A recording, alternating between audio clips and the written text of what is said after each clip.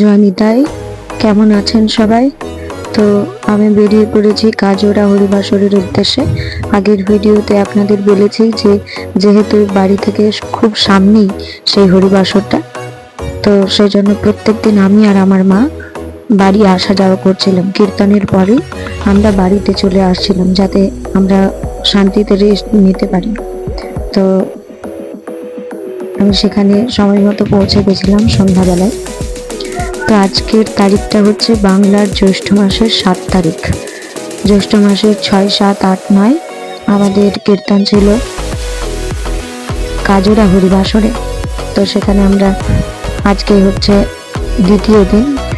তো আমি প্রথম দিন চলে গেছিলাম সবার সঙ্গে, আমার পুরো সম্প্রদায়ের সঙ্গে।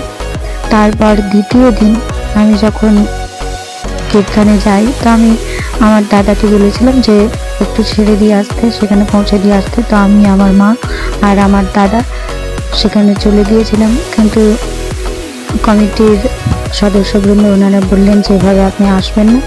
যেহেতু আমরা বাইকে গিয়েছিলাম, ওনারা ভেবেছিলেন যে আমরা হয়তো অনেক কষ্ট করে সেখানে গেছিলাম, কিন্তু আমাদের কষ্ট হয়নি। যেহেতু আমার দাদা গাড়ি চালাচ্ছিল আর আমি আর মা বসেছিলাম, তো ওনারা বলেন যে এইভাবে বাইকে আসার দরকার নেই, যে ওনারাই আমাদেরকে কীর্তনের পরে ওনারা আমাকে বাড়ি পৌঁছে দেবেন।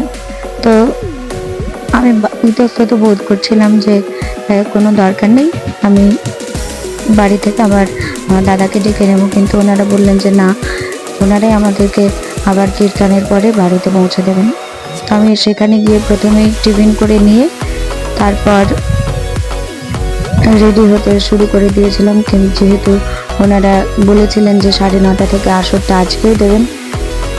ওনাদের গ্রামে 4টে পাড়া নিয়ে ওনারা কীর্তনটা করাচ্ছেন।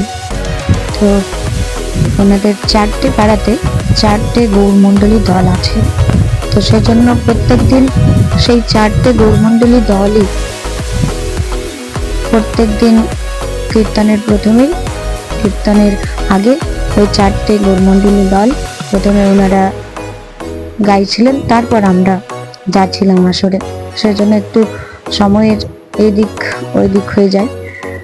তো কমিটির সদস্যরা ওনাদের যেহেতু বলে দিয়েছিলেন 9:30তেই আমরা আসর পেয়ে যাব, তো সেইটাই হয় আমাদের, কিন্তু খুব বেশি একটা সময়ে এদিক ওদিক হয় না, একটু 10-15 মিনিট সময়টা একটু পিছিয়ে যায়। তো প্রথম দিন কীর্তনে যে পরিমাণে ভক্ত শ্রোতা আমি পেয়েছিলাম, তো দ্বিতীয় দিন তার আরো বেশি সংখ্যায় ভক্তরা কীর্তন শুনতে আসেন। তো মোটামুটি প্রায় 700-800 শ্রোতা ওনারা কীর্তন শুনতে আসেন। তো দ্বিতীয় দিন আমরা কীর্তন করে আবার সেখানে কিছু খাবার খেয়ে আবার বাড়ি চলে এসেছিলাম। তো এখন আমি তৈরি হয়ে নিচ্ছি আসরে যাবার জন্য।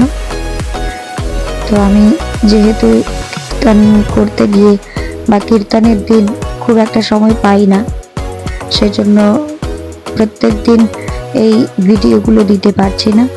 কীর্তনের পরে যখন বাড়ি আসি তখন এই সমস্ত ভিডিওগুলো আমি এডিট করে তারপর ইউটিউবে আপলোড করছি, সেজন্য একটু হয়তো দেরি হচ্ছে।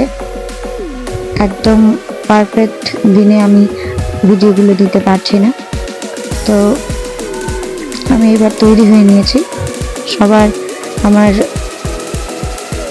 কীর্তনের পরিবারে সবাই তৈরি হয়ে গেছে, যেহেতু ওনারা বলে দিয়েছেন 9:30টায় আসরটা আজকে হবে। তো আমি এখন তৈরি হয়ে নিয়েছি। আমার কীর্তনের সদস্য, প্রত্যেকটা সদস্য, কীর্তন পরিবারের সদস্য তৈরি হয়ে নিয়েছেন। তৈরি হয়ে নিয়ে এবার আমরা আসরে চলে যাব। তো আমাদের কীর্তন পরিবারে রয়েছেন এই যে এই শ্রোতা, কি পরিমাণ শ্রোতা আপনারা দর্শন করুন, মানে পুরো আসরটা শ্রোতায় ভরে গিয়েছিল, একটু ফাঁকা জায়গা কোথাও ছিল না। এই যে শ্রী বিগ্রহ দর্শন করুন। এটা হচ্ছে মন্দিরটা। তারপর আমরা কীর্তনের শেষে আবার বাড়ি চলে এসেছিলাম।